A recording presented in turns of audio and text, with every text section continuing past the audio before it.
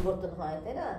যেহেতু তুমি চোখে দেখছো না, সবই টাচে হচ্ছে, ফিল হচ্ছে, তোমার পিরিয়ড হচ্ছে, তোমার রিপ্রোডাক্টিভ হেলথ সম্বন্ধে কি কোনো আইডিয়া আছে? আমাদের সমাজের একটা ব্যারিয়ার আছে, সোশ্যাল ট্যাবু যেটাকে আমরা বলি, যে বড়রা গল্প করতে গেলে সেখান থেকে ছোটদেরকে তাড়িয়ে দেওয়া হয়। তারপর যে হস্টেলে পড়াশোনা করতাম সেখানেও এই পরিবেশ। তারপর যখন আমার বয়ঃসন্ধি কাল আসলো, আমি যখন এই পরিস্থিতির মুখোমুখি হলাম, ঠিক সেই সময়টাতে আমি তো জানি না যে বিষয়টা আসলে কি। তখন যখন আমাদের যারা কেয়ার দিতেন সেই সময়, আমাদের হোস্টেল সুপার, আমাদের আরো যারা থাকতেন, তারা দেখে বলেন, এই তোমার তো শরীর খারাপ হয়েছে। তো আমি বলছি, আমি তো সুস্থ মানুষ, আমার কেন শরীর খারাপ হবে?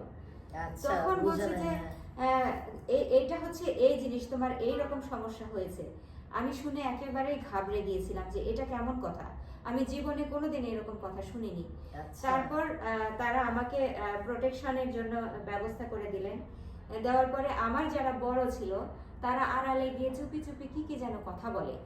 তখন আমি আরো বেশি ভয় পেয়েছিলাম যে হয়তো আমার এমন কোনো সমস্যা হয়েছে যেটা কোনোদিন আর ভালো হবে না, অসুখ টাইপের ভাবছি। হ্যাঁ, অসুখ টাইপের ভেবে আমি জ্বরে আমি অসুস্থ হয়ে বেশ কয়েকদিন বিছানায় পড়েছিলাম। তারপরে আমি সুস্থ হওয়ার পরে আস্তে আস্তে দেখলাম এটা ভালো হয়ে গেল। তারপরে 1 বছর যাবত আমার কিন্তু আর হয়নি। তখন আমার যে যারা সিনিয়র ছিল তারা আমাকে মোটিভেট করার চেষ্টা করলো যে এটা কিন্তু আমাদেরও হয়, এটা প্রতি মাসে মাসে হয়, কিন্তু আমি এটা বিশ্বাস করতাম না। তারপরে হঠাৎ 1 বছর হয় নাই, কাউকে কিছু বলো নাই? না না, ওরাও জানে যে হচ্ছে না, তো ওরা বুঝতে পেরেছিল যে এটা হয় অনেক সময় এরকম।